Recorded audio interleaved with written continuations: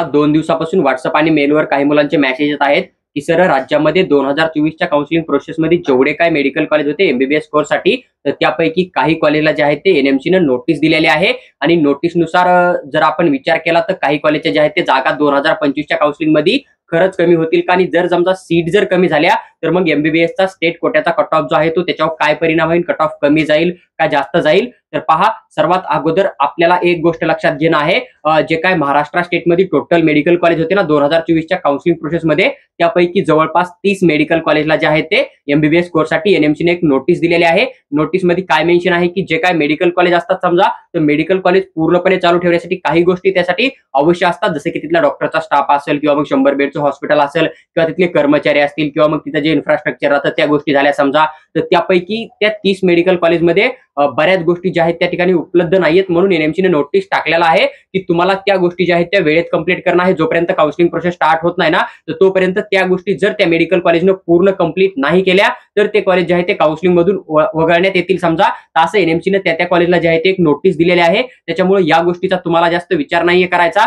तर last year 2024ला जेवढे college counselling मध्ये पार्टिसिपेट केले होते तेवढेच कॉलेज 2025ला पण 100% पार्टिसिपेट करतील. इन केस जर समजा अकॅडमिक इयर 2025ची प्रोसेस जी आहे ती राऊंड 1 राऊंड 2 ची स्टार्ट होईपर्यंत जर त्या कॉलेजनी त्यांच्याकडे कमी असलेल्या गोष्टी जर 100% कंप्लीट नाही केल्या तर थोडा वेळ लागू शकतो. थर्ड राऊंडला एनएमसी त्यांना जे आहे ते परमिशन देऊ शकता आणि थर्ड राऊंडच्या काउन्सिलिंग मध्ये जे आहेत ते बाकीचे कॉलेज पार्टिसिपेट करू शकतात. जसं की लास्ट इयर काही सेमी गव्हर्नमेंट मेडिकल कॉलेजला फर्स्ट आणि सेकंड राऊंड मध्ये परमिशन नव्हती पण ते अचानक थर्ड राऊंड मध्ये पार्टिसिपेट झाले होते. त्याच्यामुळे जेवढे फंक्शन कॉलेज आहेत, जेवढे मेडिकल कॉलेज राज्यामध्ये चालू आहेत लास्ट इयरला तर तेवढ्या सर्व कॉलेजमध्ये 2025ला पण 100% ऍडमिशन होतील. त्याच्यामुळे जागा कमी होतील असा विचार तुम्हाला नाहीये करायचा. आणि तुम्ही जर एक्सपेक्टेड कट ऑफ जर कॅल्क्युलेट करताय तर लास्ट इयरला जेवढ्या एमबीबीएसच्या सीट होत्या गव्हर्नमेंट प्रायव्हेटच्या तर तेवढ्या टोटल सीट पकडूनच तुम्हाला जो आहे तो एमबीबीएसचा एक्सपेक्टेड कट ऑफ जो आहे तो कॅल्क्युलेट करणं आहे. नोटीस मध्ये एवढंच मेन्शन केलं होतं की काही मेडिकल कॉलेजकडे जवळपास 30 मेडिकल कॉलेज आहेत की त्यांच्याकडे काही गोष्टी ज्या आहेत त्या कंप्लीट नाही आहेत, काही गोष्टी ज्या आहेत त्या इनकम्प्लीट आहेत आणि त्यांना त्या गोष्टी कंप्लीट करायच्या आहेत.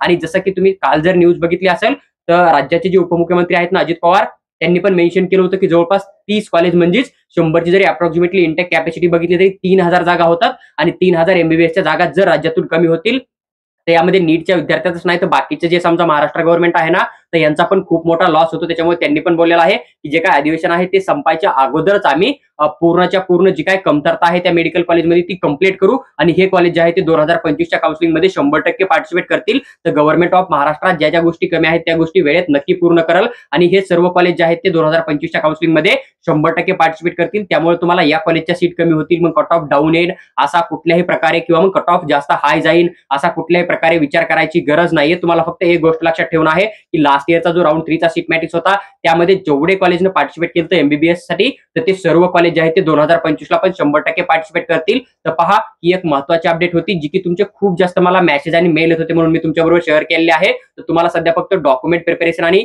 जी काय कॉलेजची प्रिफरन्स लिस्ट आहे ना हॉस्पिटल, ओपीडी, आयपीडी किंवा मग कॉलेज कधी बनलेला आहे किंवा मग कॉलेजचं तुमचं बजेट किती जातं यानुसार तुम्ही तुमची प्रिफरन्स लिस्ट रेडी ठेवा. काउन्सिलिंगची नोटीस ज्यावेळेस त्यावेळेस तुमचे सगळे डाऊट क्लिअर होतील आणि हे कॉलेज कुठल्याही प्रकारे बॅन होणार नाहीये ही पण गोष्ट तुम्ही लक्षात ठेवा. पहा, ही एक अपडेट होती जी की मी तुमच्याबरोबर सविस्तर एक्सप्लेन करून शेअर केली आहे. तुम्हाला जो व्हिडिओ आवडला असेल तर लाईक करा आणि चॅनलला सबस्क्राईब करून आमच्यासोबत जोडून राहा. त्याचबरोबर जर तुम्हाला महाराष्ट्र स्टेट किंवा ऑल इंडिया कोट्याची counselling DPT medical consultancy through करणं असेल तर तुम्ही आम्हाला व्हॉट्सअपवर मेसेज टाका. आम्ही तुम्हाला तिथं पेड काउन्सिलिंग बद्दल सविस्तर माहिती नक्की शेअर करू.